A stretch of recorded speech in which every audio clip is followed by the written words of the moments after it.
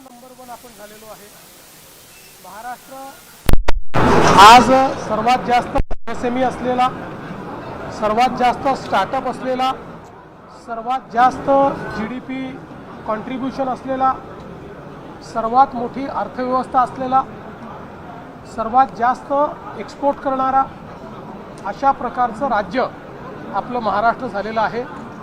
आणि विशेषतः आपल्या देशाचे प्रधानमंत्री मोदीजी यांच्या पॉलिसीजमुळे आणि महाराष्ट्र सरकारच्या इन्फ्रास्ट्रक्चर पुशमुळे महाराष्ट्रामध्ये उद्योगस्नेही वातावरण तयार झालं आहे। आणि म्हणून आज सर्वात जास्त देशाची इन्व्हेस्टमेंट ही महाराष्ट्रामध्ये येते। ही इन्व्हेस्टमेंट अजून कशी वाढवता येईल याकरता उद्योग विभागाने हा महाराष्ट्र इंडस्ट्री डायलॉग आयोजित केला आहे, ज्यामध्ये विविध क्षेत्रातले जे व्यापार आणि उद्योगातले प्रमुख लोक आहेत यांचं इंटरॅक्शन आहे, जी आपली डिप्लोमॅटिक कम्युनिटी आहे, ॲम्बेसेडर्स आणि काउन्सिल जनरल यांच्यासोबत इंटरॅक्शन आहे। एक प्रकारचं कॉन्व्हर्जन्स आणि कनेक्ट या माध्यमातून करण्याचा प्रयत्न हा आपण करतो। तुम्ही सर गडचिरोलीच्या बाबतीत या उद्योजकांसमोर एक विजन ठेवलं की गडचिरोलीचा कसा कायापालट होतो, पर्यावरण स्टील सिटी म्हणून आता नवीन एक राजधानी निश्चितपणे गडचिरोलीला स्टील सिटी म्हणून विकसित करण्याचा आमचा प्रयत्न आहे।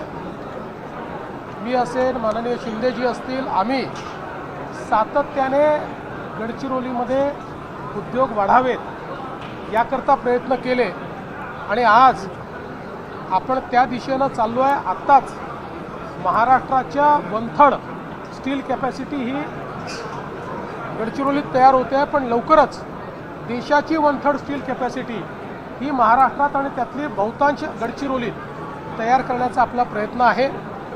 आणि हे सगळं करत असताना आमचा प्रयत्न असा असणार आहे की शाश्वत मूल्य पर्यावरणाची ही आपल्याला कशी त्या ठिकाणी प्रोटेक्ट करता येतील।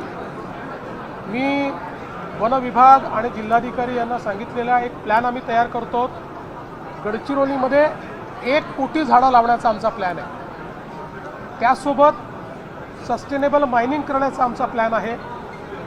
आम्ही प्रयत्न करतो की गॅसची उपलब्धता करून या स्टील इंडस्ट्री गॅस बेस्ड कशा करता येतील हा आमचा प्रयत्न आहे। या भागामध्ये हेवी मशिनरी आणि जे काही ट्रक्स आहेत ट्रान्सपोर्टेशनचे हे अल्टरनेट फ्युएलवर कसे चालवता येतील, EVवर, हायड्रोजनवर, अशा प्रकारचा आपला प्रयत्न आहे। एकूणच गडचिरोलीचा विकास करताना जल, जमीन आणि जंगल या तिन्ही गोष्टीचा बॅलन्स राखत आपल्याला कशा प्रकारे गडचिरोलीचा विकास करता येईल असा आमचा प्रयत्न आहे। आज 50 वर्ष पूर्ण होत आहेत आणीबाणीला आणि सर तुमचा विकासाचा अजेंडा सांगताय, मात्र सरकारच्या एकंदरीत प्रशासन उपस्थित करतात। राहुल गांधींनी तुमच्या विजयावरती सुद्धा आता पुन्हा एकदा प्रशासन उपस्थित केलंय, वाढलेल्या मतांवरती सुद्धा एक्सपोज केले। त्याच्यावर कालच उत्तर मी दिलेलं आहे।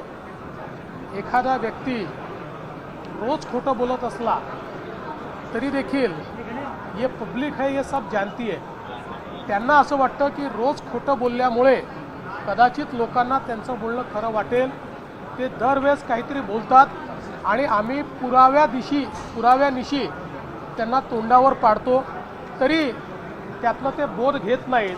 त्यामुळे आता अशा व्यक्तीला काय म्हणावं हे तुम्हीच ठरवायचं। जाहिरातीत अशोक स्तंभाऐवजी सेगॉलचा वापर केलेला आहे, त्यावरनं विरोधक टीका करतायत। विरोधक कशावरही टीका करू शकतात। विरोधकांना माझा सवाल हाच आहे की पहिल्यांदा हे सांगा, तुम्हाला इमर्जन्सी मान्य होती का? भारताच्या संविधानाची केलेली हत्या ही तुम्हाला मान्य होती का? त्याच्यावर बोलत नाहीत, कारण त्यांना माहिती आहे की त्यांच्या नेत्यांनी ही हत्या केली होती। भारतरत्न डॉक्टर बाबासाहेब आंबेडकरांचं संविधान त्या ठिकाणी अक्षरशः बदलण्याचं काम हे त्यांच्या नेत्यांनी केलं होतं। त्यामुळे त्याच्यावर ते बोलू शकत नाही, म्हणून असल्या गोष्टी बोलतात. शक्तीपीठासंदर्भात काय सांगता? काँग्रेसकडून सर शक्तीपीठाला विरोध होतोय. कांग्रेस भारत सरकार हो या राज्य सरकार हो, इस तरीके के आयोजन कर रही है, ये कहीं न कहीं ठीक नहीं है और जानबूझ के टारगेट. देखिए, इसका जवाब मैंने थोड़ी देर पहले ही दे दिया है. मैं बार बार सर, शक्तीपीठाला काँग्रेसकडून विरोध होताना पाहायला मिळतोय. शक्तीपीठ महामार्ग ज्याला काल 20,000 कोटींची तुम्ही तरतूद केलेली आहे, काँग्रेस मोठ्या प्रमाणात विरोध करतो आणि शेतकऱ्यांचाही विरोध आहे असं काँग्रेसचं म्हणणं आहे. काँग्रेस पहिल्या दिवशीपासून सगळ्याच विकास कामांना विरोध करताय. समृद्धीचा विरोध करणारी हीच मंडळी होती, पण लोकांनी समोरून येऊन समृद्धी महामार्गाला समर्थन दिलं. आपणही बघितलं आहे मागच्या काळामध्ये कोल्हापूरच्या एअरपोर्टवर त्या ठिकाणी 300-350 शेतकरी यांनी मला घेराव घातला आणि सह्यांचे पत्र दिले आणि त्यांनी सांगितलं आम्हाला शक्तीपीठ महामार्ग हवा आहे. त्यांनी सांगितलं आम्ही खरे शेतकरी आहोत आणि तुम्ही आमच्या सह्या व्हेरीफाय करा, आमच्या नावाने शेती आहे की नाही व्हेरीफाय करा. ठीक आहे, काही लोकांचा त्या ठिकाणी विरोध असू शकतो, त्यांच्याशी संवाद आम्ही करू. कालच उपमुख्यमंत्री महोदयांनी सांगितलेलं आहे की आम्हाला संवादाने हे करायचं आहे, आम्ही संवाद करू, पण राजकीय विरोध जे करतील त्यांना मात्र आम्ही बधणार नाही.